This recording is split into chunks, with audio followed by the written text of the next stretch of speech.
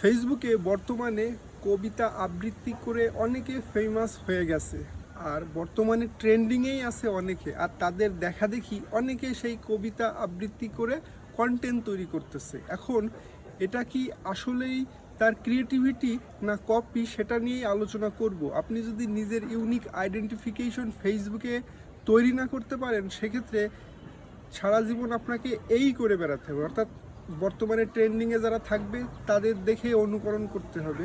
তারা কিভাবে কথা বলে, তাদের বচনভঙ্গিটা কেমন, এটা নিয়েই কিন্তু আপনাকে চলতে হবে। তাহলে আপনি কোনোদিনও নিজের আইডেন্টিফিকেশন তৈরি করতে পারবেন না। নিজের আইডেন্টিফিকেশন তৈরি করার জন্য কি কি করতে হবে সেটা নিয়েই কথা বলবো। প্রথমে বলে রাখি যে ফেসবুকে অবশ্যই ট্রেন্ডিং টপিক নিয়ে আমাদের কাজ করতে হবে। তার মানে এই নয় না নিজের ব্যক্তিত্ব আর নিজের যে আইডেন্টিফিকেশন সেটা তৈরি না করে অন্যকে আমরা কপি করা শুরু করব। অর্থাৎ বর্তমানে যেহেতু বড় ভাইরা ফেমাস হয়ে গিয়েছে, যারা কবিতা আবৃত্তি করে ফেমাস হয়ে গিয়েছে, তাদের দেখা দেখি এখন অনেকেই সকলের কন্টেন্টের মধ্যে ওই একই স্টাইলেই কথা বলতেছে, একইভাবে কবিতা আবৃত্তি করে কন্টেন্ট তৈরি করতেছে। এখন কথা হচ্ছে কি, এই কন্টেন্টগুলো যখনই আপনি তৈরি করবেন বা আপনি ওইভাবে কথা এই জন্য বলতেছেন কারণ আপনি তো চাচ্ছেন আপনার কন্টেন্টটা ভিউ হোক, আপনিও ফেমাস হোক, কিন্তু ব্যাপারটা তা নয়। আপনি যখনই ওইভাবে কন্টেন্ট তৈরি করবেন বা আপনি যখনই আপনার কন্টেন্টটা আমার সামনে আসবে,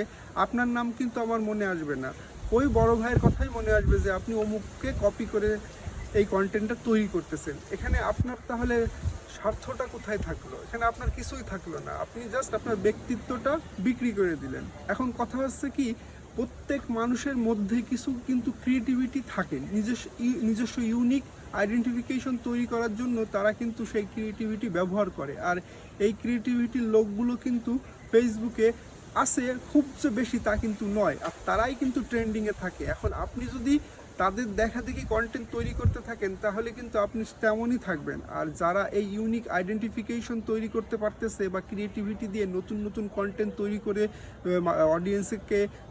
অডিয়েন্সের সামনে পৌঁছাতে পারতেছে, তারাই কিন্তু রাতারাতি ফেমাস হয়ে যাচ্ছে, আর তাদের কিন্তু ভিউও প্রচুর পরিমাণ হচ্ছে। এখন আপনি কি করবেন? আপনি যেটা করতে পারেন, আপনার আইডেন্টিফিকেশনটা তৈরি করার জন্য আপনার নিজস্ব যে ক্রিয়েটিভিটি আছে সেটা কোন সেকশনে আছে সেটা তো আপনিই ভালো বোঝেন।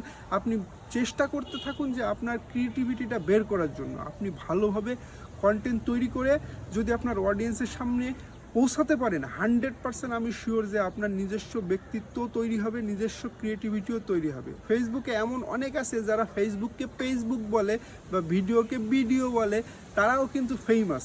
এখন তাদের কিন্তু ফলোয়ারও প্রচুর তাদের, হ্যাঁ, এমনকি আমরাও কিন্তু তাদের ভিডিওগুলো দেখি, আমাদের সামনেও কিন্তু তার সেই ভিডিওগুলো আসে। যারা মনে করেন যে ফেসবুক বলে বা ফেসবুকও বানান করতে পারে না, তারাও কিন্তু ফেমাস আছে ফেসবুকে।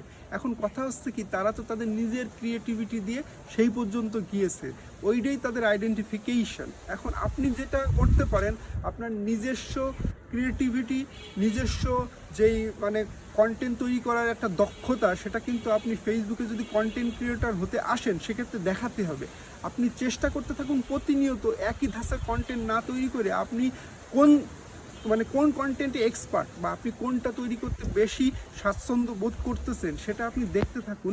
এখানে সমস্যা নেই, এখানে এক্সপেরিমেন্ট অনেক করতে পারেন।